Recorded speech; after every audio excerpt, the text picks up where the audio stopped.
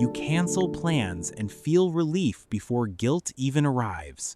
You sit in a quiet room on a Friday night, no phone, no noise, and something in you exhales. Not because you're sad, not because no one invited you, but because this, right here, feels like the first real breath you've taken all week.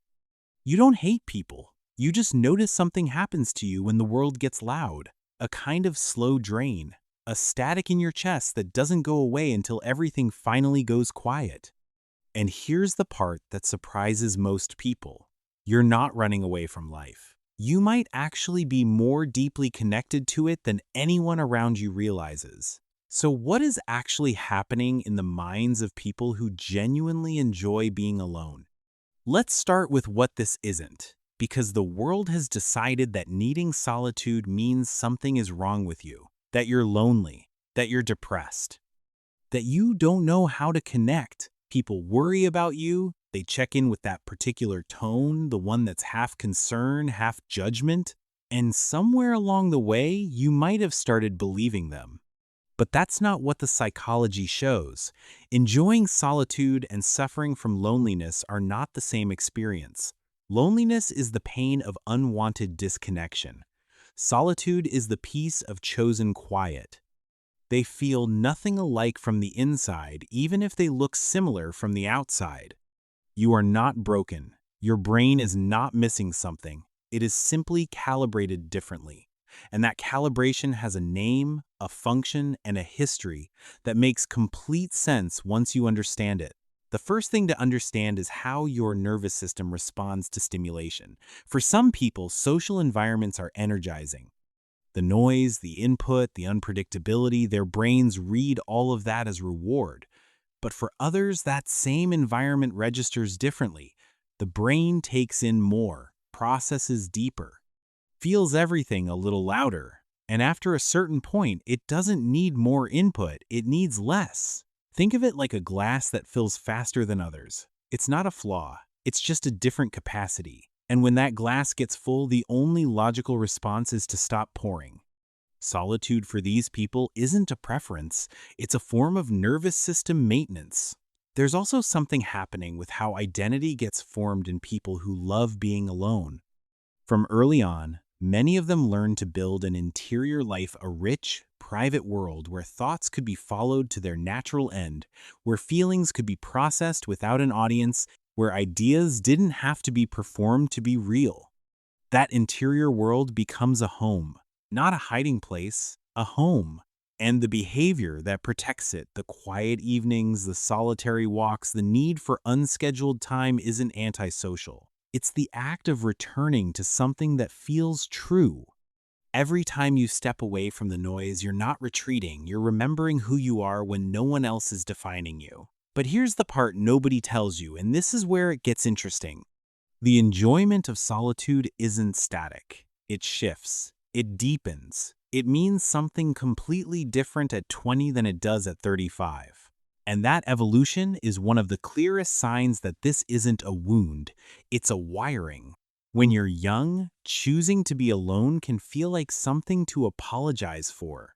The world is loud about what connection should look like, and solitude can seem like failure.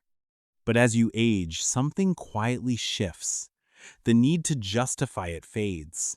The time alone starts to feel less like absence and more like presence, a deeper presence with yourself. Life changes. Responsibilities multiply. The noise of the external world gets louder. And for the person who has always found meaning in quiet, solitude becomes less of a preference and more of a practice. Something deliberate. Something almost sacred. Research on solitude has found that people who are comfortable alone tend to score higher in self-awareness, creativity, and emotional clarity. Not because they're exceptional, but because they've spent time in their own company. They've sat with their thoughts long enough to understand them. They've learned to tolerate discomfort without immediately reaching for distraction. There's a kind of psychological independence that grows in the quiet, an ability to be with oneself that doesn't require external validation to feel stable. This isn't coldness, It's actually a form of inner security, the kind that comes not from people constantly reassuring you, but from having spent enough time alone to trust your own presence. And underneath all of this, there is something even quieter happening, something about emotional regulation. For people who love solitude, being alone is the thing that restores order inside. After a long day of managing interactions, reading rooms, adjusting tone, performing competence, alone time is the moment when all of that can stop. The performance ends. The mask comes down. Not because they were being fake, but because social navigation takes real energy, and solitude is where that energy returns. It's a blanket pulled over something raw, a familiar room that asks nothing of you, an old friend who doesn't need you to explain yourself. The moment you close the door and hear the quiet, that's not emptiness arriving, that's you arriving. There's a difference worth naming here. Healthy solitude and painful isolation are not the same road. One leads inward and then back out rested, clearer, more capable of genuine connection. The other slowly closes the doors until connection feels impossible. People who enjoy being alone almost always still love people. They just love them better after they've had time to themselves. The need for solitude isn't a rejection of others. It's often what makes showing up for others possible at all. Some people fear silence. They fill every moment with noise because quiet asks them questions they're not ready to answer. But for others, silence is not something to escape, it's something to return to. If you are someone who has always found peace in being alone, who has always felt more like yourself in the quiet, you don't need to explain that to anyone. You don't need to fix it. You don't need to become someone who craves what you've never needed. You are not lonely. You are not broken. You are not missing something the rest of the world has figured out. You are someone who has found a way to be at home inside yourself. And that is not a small thing.